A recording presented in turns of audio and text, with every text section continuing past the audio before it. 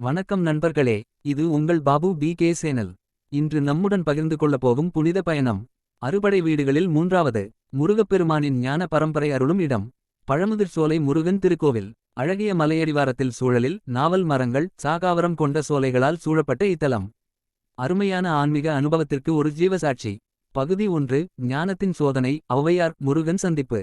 பழமுதிர்சோலை எனும் இடத்தில் மிக முக்கியமான தரிசனம் நடந்தது. ஔவையார் மற்றும் முருகனுக்கிடையிலான அந்த புராண பெயரான சந்திப்பு.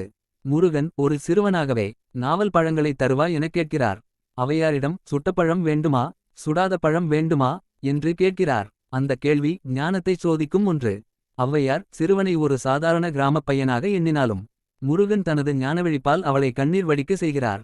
பகுதி 2. பழமுதிர்சோலை இயற்கையின் ஆசிர்வாதம். இத்தலம் மலையடிவாரம். முருகன் இங்கே விநாயகருடன் வாழ்வதாக நம்பப்படுகிறது.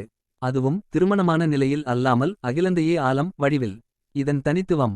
முருகன் இங்கே ஒரு பாலன் வடிவத்தில் வணங்கப்படுகிறார். பொதுவாக வீரமும் யுத்தத்தையும் எடுத்துரைக்கும் முருகன் இங்கே ஞானம் மென்மை மற்றும் பக்தியின் வடிவமாக திகழ்கிறார். பகுதி 3. ஔவையார் அந்தாதி மௌனத்தில் எழும் பக்தி. ஔவையார் எழுதும் பாசுரங்கள் முருகனைப் பற்றிய அந்த தனித்துவத்தை வெளிக்கொளுத்துகின்றன. அவர் எழுதிய விநாயகர் அகவல் மற்றும் அரும்பெறல் அந்தாதி ஆகியவை. இங்கு முருகனின் அருள் எங்கும் பரவுகிறது. இங்கே பயணம் செய்வது என்றால் ஓர் பக்தி உணர்ச்சி.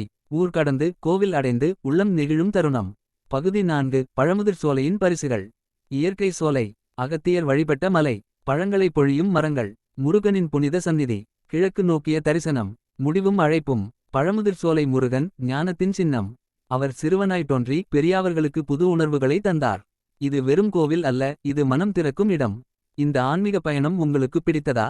பிடித்திருந்தால் லைக் பண்ணுங்க, ஷேர் பண்ணுங்க. உங்கள் அனுபவங்களை காமெண்ட்ல எழுதுங்க. மறக்காமல் பாபு பி.கே. சேனலுக்கு சப்ஸ்கிரைப் பண்ணுங்க. வேல் வேல் மயில் வேல்.